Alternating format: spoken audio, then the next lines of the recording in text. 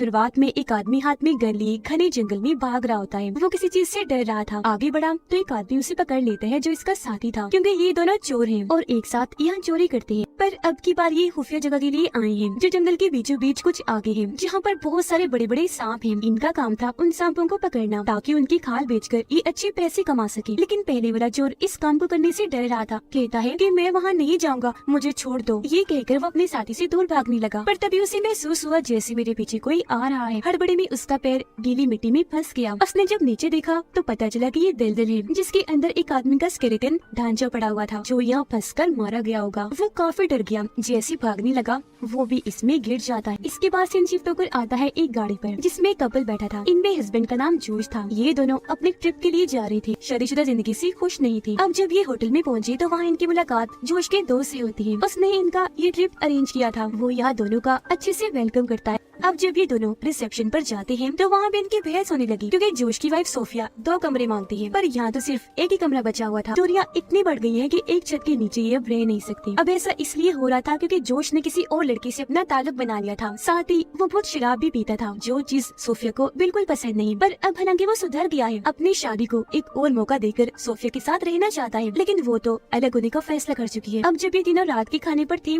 तो उसका दोस्त कहता है कि अच्छा यहाँ पर एक काफी मशहूर जगह है, तो क्यों ना हम कल ट्रैकिंग के लिए वहाँ चले। अब अगली सुबह होते ही सोफिया ट्रैकिंग पर जाने के लिए तैयार हो जाती है। जोश नहीं होता। वो कहता है कि असल में मेरे दोस्त को जरूरी काम आ गया है, तो हम आज नहीं 2 दिन के बाद चलेंगे। जिस पर सोफिया कहती है कि मैं कुछ नहीं जानती, मैं वहाँ जाने का ठान चुकी हूँ, क्योंकि मैं वहाँ की सबसे खूबसूरत चीज झरने को देखना चाहती हूँ। तो चुपचाप तैयारी पकड़ो और चलो। अब जोश को उसकी बात माननी पड़ी। अब ये दोनों रिसेप्शन पर आकर मैनेजर को नक्शा दिखाकर उस जगह के बारे में पूछते हैं, इन्हें झरने वाली जगह, जिस पर मैनेजर कहते हैं कि आप वहाँ ना जाए बल्कि कहीं और चले जाए, बोलकर भी मत जाइएगा वहाँ। कहा जाता है कि वहाँ कोई खतरनाक ताकत है, क्योंकि जो कोई भी वहाँ गया है बचकर वापस नहीं आया। हर तरफ दलदल है, सांप है और कई खतरनाक जानवर, कीड़े मकोड़े भी। असल में वो यहाँ शुरुआत वाली जगह की बात कर रहा था, तो उस रास्ते पर गलती से भी ना जाना। अगर आपने फिर भी झरने वाली जगह पर जाना है तो आप लंबा रास्ता ही पकड़िएगा। तो अभी दोनों उसकी बात मानकर लंबे रास्ते पर ही निकलने का फैसला करते हैं। अब यहाँ पर दूसरा चोर बैठा हुआ था, क्योंकि जंगल में ट्रैकिंग करने वाले कुछ लोग यहाँ रुकते हैं, तो ये उनका पीछे करके उनको लूटने वाला था। अब जैसे जोश और सोफिया अपनी गाड़ी लेकर निकले, ये भी उनका पीछे करने लगता है। रास्ते में कई सारी खूबसूरत जगह आई जिनको पार करके ये आगे बढ़ते रहे। पूरे सफर भी कोई बात नहीं की, गुमसुम बैठे रहे और फिर एक जगह गाड़ी रोककर उतर जाते हैं, क्योंकि यहाँ से ट्रैकिंग करके इन्हें झरने वाली जगह पर जाना था। थोड़ा दूर चलने पर सोफिया थक कर एक जगह पर बैठ जाती है, लेकिन तभी अचानक बादल गरजने लगे। ऐसा लग रहा था कि तेज बारिश आएगी, इसलिए जोश सोफिया को वापस चलने का कहता है, पर वो जिद करने लगी कि ना बेना, हम इतनी दूर आ गए हैं और अब मैं झरना देखे बगैर वापस नहीं जाऊंगी। इस पर जोश उसे समझाने लगा कि देखो, समझने की कोशिश करो, अगर बारिश हो गई तो हमारा क्या होगा, कहाँ जाएंगे हम, प्लीज मान जाओ। जिस पर आखिर थोड़ी बहस के बाद वो मान गई और ये वापस अपनी गाड़ी की तरफ आने लगी। लेकिन तभी एकदम पेड़ के पीछे छुप गई। देखते हैं कि वो जो इनकी गाड़ी के पास खड़ा है और कांच तोड़ने की कोशिश कर रहा है। वो अकेला ही पीछे से उसके पास जाने लगा। कहता है, क्या कर रहे हो भाई, क्या तलाश कर रहे हो, क्या चाहिए तुम्हें। अब वो जो घूम कर उस पर गन तान देता है और कहता है कि चुपचाप पीछे हट के खड़े हो जाओ और ये बताओ कि जो लड़की तुम्हारे साथ थी वो कहाँ है। अब यह जोश सोफिया को बचाने के लिए उसे झूठ बोल देता है कि वो तो यहाँ नहीं है, कब से जा चुकी है। पर चोर उसकी बात नहीं मानता और धमकाने लगा कि सच सच बता दो वरना मैं तुम्हें गोली मार दूंगा। अब ये सुनकर सोफिया डर गई, जल्दी से निकलकर सामने आ जाती है।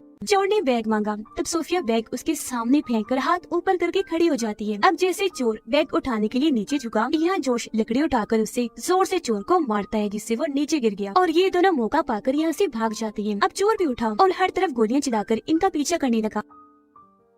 अब तो यहाँ बारिश आना भी शुरू हो गई थी। यहाँ पर बोर्ड देखकर जोश सोफिया को कहता है कि जंगल का वो रास्ता इस तरफ है जिसे लोग खतरनाक मानते हैं, वहाँ जाने से डरते हैं, तो तुम वहाँ चले जाओ क्योंकि चोर वहाँ नहीं आएगा। तब तक मैं चोर का ध्यान भटकाकर बाद में तुम्हारे पास आ जाऊंगा। अब उसके कहे के मुताबिक सोफिया उस तरफ चल दी और तेजी से भागने लगती है, पर बीच में एक मोटी सी टीढ़ी सी वो टकरा गई और नीचे गिर जाती है। उसके माथे पर चोट लगी थी, इसलिए वो बेहोश हो गई। थोड़ी देर बाद जब उसे होश आई तो वो इधर उधर देखने लगती है। कहती है कि मैं किस तरफ से आई थी और अब मुझे कहाँ जाना है। वो दरअसल रास्ता भूल गई थी, इसलिए बिना सोचे ही एक तरफ आगे बढ़ने लगी, लेकिन तभी उसका पैर फिसला और वो एक दलदल में जाके गिरती है। ये दलदल काफी बड़ा था, इसलिए वो यहाँ से बाहर नहीं निकल पाती। मदद के लिए उसने आवाजें लगाई। कुछ ही देर में यह जोश आ जाता है और उसे अपना हाथ पकड़वाने का कहता है, लेकिन उसके एक हाथ का जोश से बहुत फासला था, जबकि दूसरा हाथ दलदल में फंस गया था, जो लाख कोशिश के बाद भी नहीं निकलता। हालांकि सोफिया हाथ को भी हिलाने की कोशिश करती है और खुद भी हिली, पर इसका कोई फायदा नहीं हुआ। अब ये देखकर जोश उसे कहते हैं, अरे अरे क्या कर रही हो, हिलो मत, संभल के, ये दलदल है, अगर जिस्म को हिलाओगी तो इसमें धंसती चली जाओगी। पर उसे कुछ समझ नहीं आती, वो तो डरी हुई थी, इसलिए अब जोर जोर से अपना जिस्म हिलाने लगी, जिससे आखिरकार वो दलदल के नीचे ही चली जाती है। अब ये देखकर जोश काफी घबरा गया, एक सेकंड भी जाया किए बगैर वो भी झट से दलदल में कूद जाता है और बिना हिले आराम से अपने हाथ नीचे करता है और सोफिया को खींचकर बाहर ले आया, जो बिल्कुल ठीक थी। पर वो रोती हुई कहती है कि जब मैं फंसी हुई थी तो तुम अंदर क्यों कूदे। जोश उसे कहता है कि ये वक्त इन बातों का नहीं है और अब चुपचाप खड़ी हो जाओ, क्योंकि ये दलदल काफी गहरा है और अगर हम हिलेंगे नहीं तो अंदर डूबने से बच जाएंगे, इसलिए प्लीज कुछ देर के लिए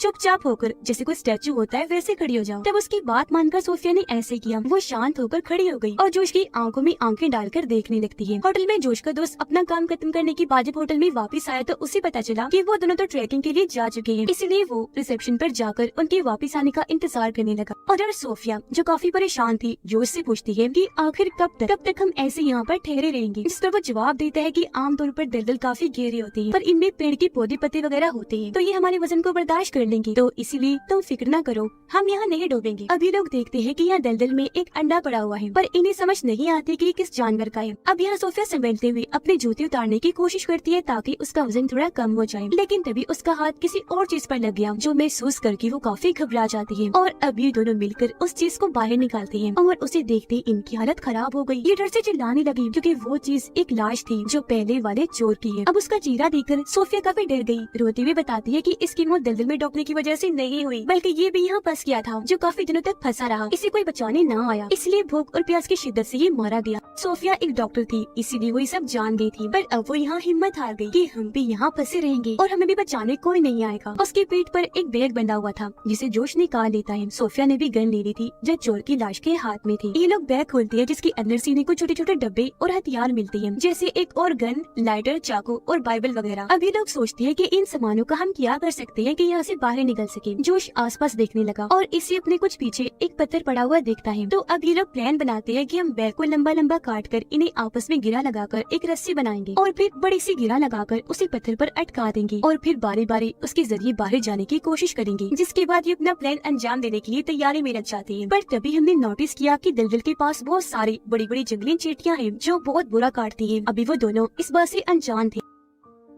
उधर जोश का दोस्त जब उसका इंतजार कर रहा था तो वो उस चोर को देख लेता है जिसके पास जोश का बैग था। उसके दोस्त को शक हुआ, इसलिए वो चोर से पूछने लगता है कि ये बैग तुम्हारे पास कहाँ से आया, पर वो बिना कोई जवाब दिए वहाँ से भागने लगा। उसका दोस्त भी भागा और चोर को पकड़कर पीटने लगता है कि बताओ सच सच क्या बात है, क्या हुआ। अब ये मार डार देखकर यहाँ पुलिस भी आ गई जो दोनों को गिरफ्तार कर लेती है। उधर वो दोनों बैग की लंबी लंबी पट्टियाँ काट कर आपस में जोड़कर रस्सी तैयार कर लेती है। रस्सी के आखिर में गिरा लगाकर सोफिया बार बार उसे पत्थर की तरफ फेंकती है, लेकिन वो पत्थर तक पहुँच नहीं पाती क्योंकि अभी भी 3-4 फुट कम होती है। ये देखकर जोश कहता है कि ऐसे करते हैं, मैं अपनी जैकेट काटकर उसे साथ जोड़ लेता हूँ, तब रस्सी पूरी बन जाएगी। सोफिया कहती है कि अगर तुम जैकेट काटोगे तो मैं भी काटूंगी, पर दोनों जानती हैं कि अगर जैकेट्स उतारी गई तो ठंड की वजह से दोनों ही मारे जाएंगे। जोश कहता है कि अगर हम कल तक होटल ना पहुँचे तो हमारा दोस्त हमें बचाने यहाँ जरूर आएगा। अब ये ऊपर देखती है तो सोफिया की आंखों में एक चमक सी आ गई क्योंकि वहाँ से हेलीकॉप्टर गुजर रहा था। सोफिया अभी भी बचने की उम्मीद लगाए बैठी थी, इसलिए वो लाइटर निकालकर बाइबल को जलाने की कोशिश करती है क्योंकि आग देखकर हेलीकॉप्टर वाले उनकी मदद को आ जाएंगे। इसीलिए वो पागलों की तरह ये कोशिश करने लगी, जिस पर जोश उसका हाथ पकड़कर ऐसे करने से रोकता है कि मत करो, कोई फायदा नहीं होगा क्योंकि ये बाइबल पूरी तरह गीली हो गई है। जिस पर सोफिया जवाब देती है तो फिर ठीक है, मैं इस रस्सी को ही जला देती हूँ। इतना कहकर वो रस्सी को खींचने लगती है। अब ये देखकर जोश उस पर गुस्सा करने लगा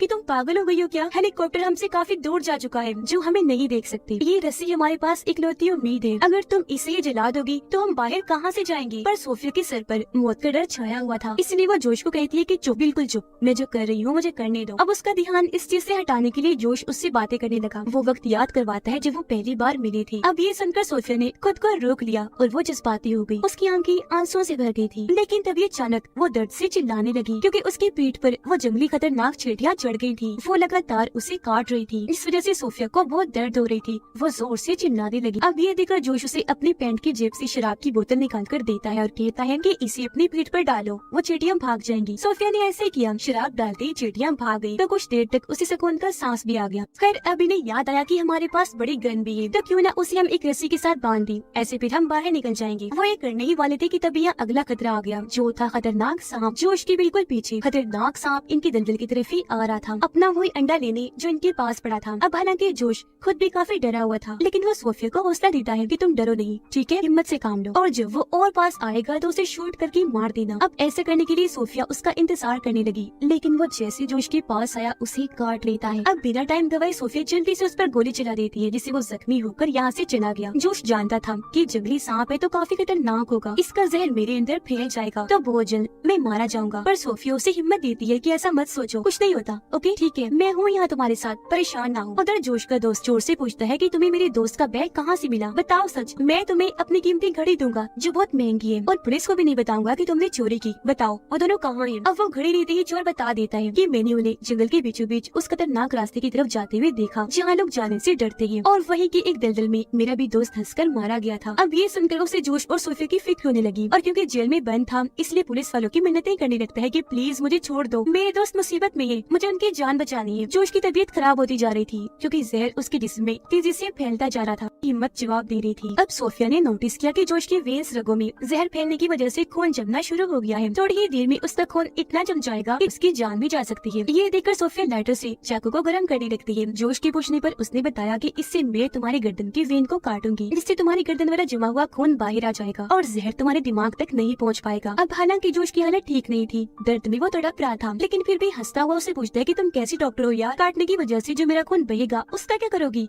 कैसे रोकोगी। इस पर रोते हुए सोफिया कहती है कि उसका भी कुछ कर लूंगी, लेकिन मैं तुम्हें मरता हुआ नहीं देख सकती। अब फिर भी वो थोड़ा सोचती है, लेकिन कोई और रास्ता ना होने की वजह से वो उसकी गर्दन पर कट लगा देती है, जिससे जमा हुआ खून बाहर निकल आया। जोश दर्द से और तड़पने लगा और यहाँ उसका काफी सारा खून बह गया था, पर क्योंकि सोफिया डॉक्टर थी तो उसे पता था कि अब खून रोकने के लिए मुझे क्या करना है। वो एक बार फिर चाकू गर्म करती है और उसी कट पर रखती है। अब वो जगह जलने की वजह से पूरी बंद हो गई, जिससे आखिर यहाँ खून बहना बंद हो गया।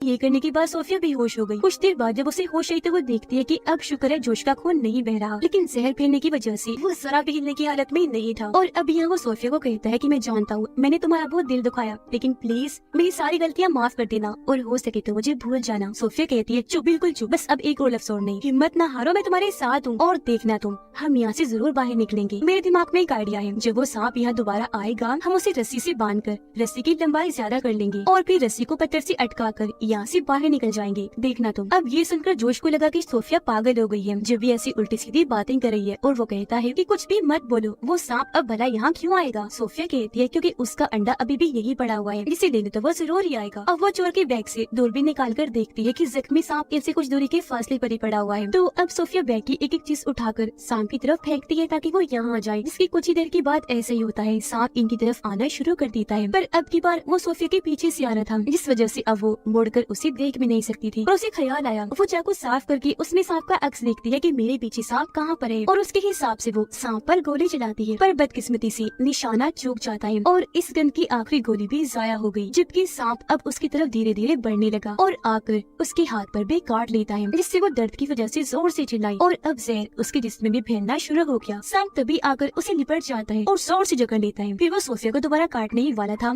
कि तभी वो उसका मुंह पकड़ लेती है। इतनी ही देर में जोश को होश आ गई और अब वो चाकू लेकर सांप के मुंह में घुसा देता है। ऐसा करके उसने सांप की जान ले ली और अपनी वाइफ को बचा लिया, जिसके बाद वो फिर से बेहोश होना शुरू हो गया। अब सोफिया प्लान के मुताबिक सांप को रस्सी से बांधकर उसकी लंबाई बढ़ाती है और अब कई बार कोशिश करने पर आखिरकार रस्सी पत्थर से अटक ही जाती है, जिसके बाद सोफिया भी बड़ी कोशिश करके जोर लगा के रस्सी के सहारे बाहर आ ही जाती है। वो बाहर आकर बहुत खुश थी और जोश को कहती है इधर आओ, जल्दी से अपना हाथ दो, पर उस बेचारे को होश ही नहीं थी, वो बेहद तकलीफ में था, जैसे भी जान हो। अब सोफिया खुद भी काफी डरी हुई थी क्योंकि जहर उसके जिस्म में भी तेजी से फैल रहा था, तो जोश की मदद के लिए वो किसी को बुलाने के लिए निकल जाती है क्योंकि जहर के फैलने की वजह से वो दोनों ही मारे जाएंगे। वो लड़खड़ाते हुए आगे बढ़ी, लगातार बस चलती ही जाती है। अब यहाँ उसका पैर फिर से एक दलदल में पड़ गया, लेकिन वो यहाँ जल्दी से अपना दूसरा पैर बाहर रखती है और खुद को बचा लेती है, जिसके बाद बड़ी मुश्किल से गिरते पड़ते वो सड़क तक आ गई थी, जहाँ ठीक वक्त पर खुशकिस्मती से उनका दोस्त आ गया, जो अपने साथ एम्बुलेंस और रेस्क्यू टीम को भी लाया था इनकी मदद करने के लिए, जो टीम आते सोफिया का इलाज करने लगती है, जबकि उनका दोस्त अपनी टीम के साथ जोश को ढूंढने चला जाता है। अब सोफिया काफी डर गई कि कहीं जोश मर ना गया हो, लेकिन वो पास आकर अपना सर उठा के उसे देखता है और काफी बड़ी मुस्कुराहट के साथ उसे प्यार से देखने लगा। अब उसे जिंदा देखकर वो भी काफी खुश हो गई, उसकी जान में जान आ गई। दोनों एक दूसरे को गले से लगा लेते हैं और अपना फैसला बदलकर हमेशा एक साथ रहने का फैसला करते हैं। और इसी के साथ ये फिल्म इधर ही खत्म हो जाती है।